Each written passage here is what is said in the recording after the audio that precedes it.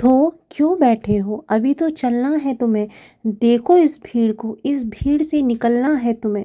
ये सपने सच के सजाए हैं जो तुमने, ये जो ख्वाब पन्नों को बताए हैं तुमने, इन्हें हकीकत में बदलना है तुम्हें। उठो, क्यों बैठे हो? अभी तो चलना है तुम्हें। हेलो, नमस्कार, राधे कृष्णा। कैसे हैं आप सभी लोग और कैसी चल रही है पढ़ाई?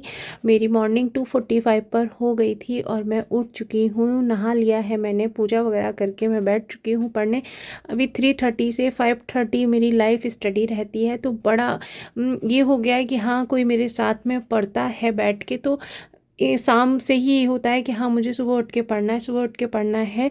तो बड़ा अच्छा लग रहा है। और आप ये भी कर सकते हैं, अगर आप उठ नहीं पा रहे हैं पढ़ने के लिए, तो अपने आप को मोटिवेशन दीजिए कि हाँ, दीदी भी पढ़ रही हैं मेरे साथ, या मतलब जो भी हैं आप, एज में बड़े छोटे हैं, जो भी वो पढ़ रही हैं, तो आप भी बैठ जाइए पढ़ने के लिए मोटिवेशन लेके। देखिए, दौड़ तब तक रहेगी जब तक मुझे जीत हासिल नहीं हो जाती। Only I can do it, ये अपने आप बार बार बोलते रहे कि जब जो भी सपना मैंने देखा है, जब तक पूरा नहीं हो जाता तब तक हम इस दौड़ में दौड़ते रहेंगे, भागते रहेंगे, है ना।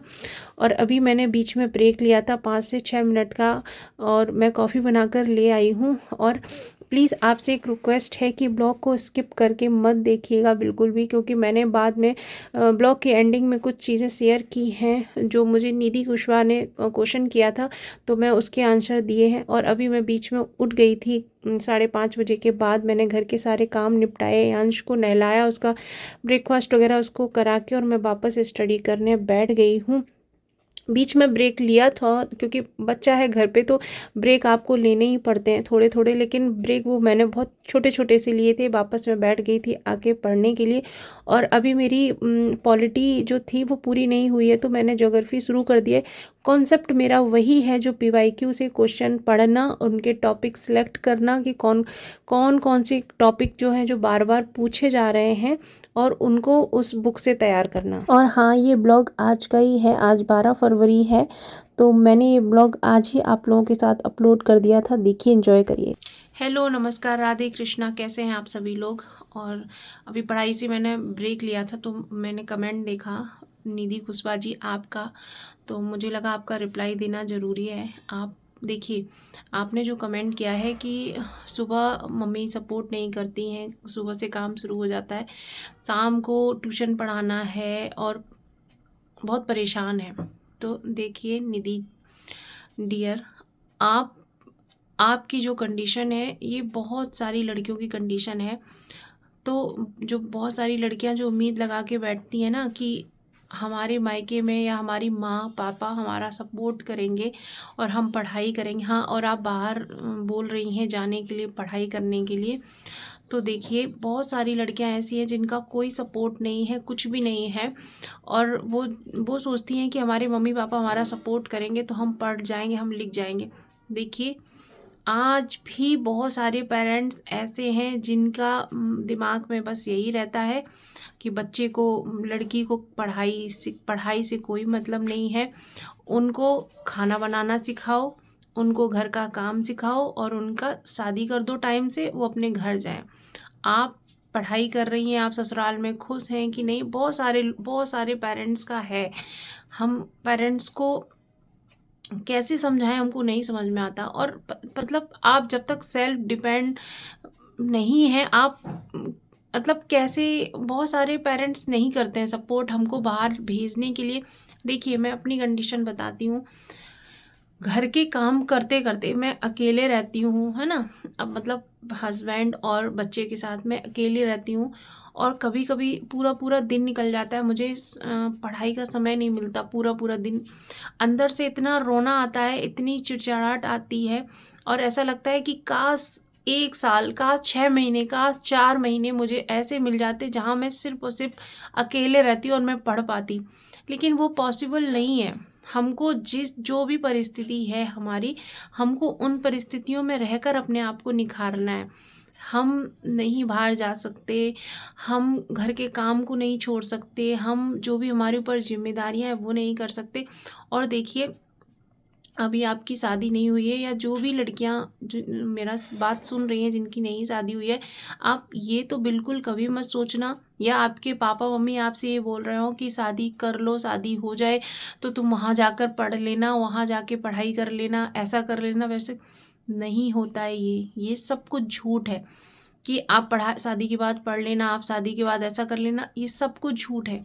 आप सिर्फ काम में, सिर्फ काम में और सिर्फ काम में ही लगी रह जाएंगी। आपका जो सपना है उसको जीने के लिए आपको इतनी जद्दोजहद करनी पड़ेगी, इतनी जद्दोजहद करनी पड़ेगी कि मैं आपको क्या बताऊं। कल मैंने जो वीडियो डाली थी, सुमन कुशवाहा जी ने उस पर कमेंट किया था। मैंने जो बोला था कि मैं अपनी पढ़ाई बीच में रोक देती हूँ अगर घर में शांति होती है और मैं पढ़ने बैठ जाती हूँ, और जब बेटा और हस्बैंड आते हैं तो फिर मैं पढ़ना मतलब काम करना शुरू कर देती हूँ।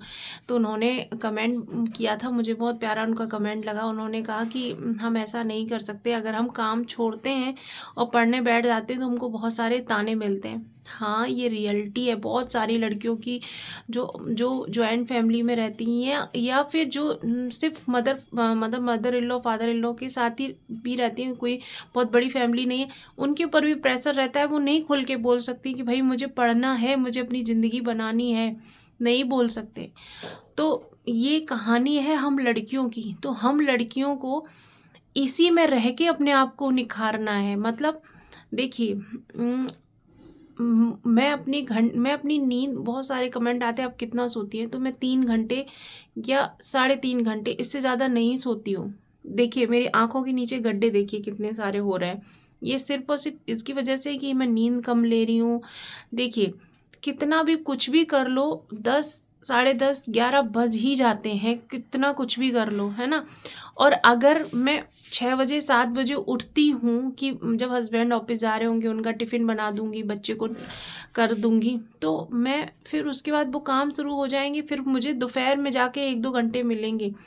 तो हमको अगर कुछ करना है, कुछ पाना है निधि, तो आपको समय निकालना पड़ेगा बेटा, आपको करना पड़ेगा। आप सुबह उठो, अपनी नींद थोड़ी सेक्रीफाइस करो।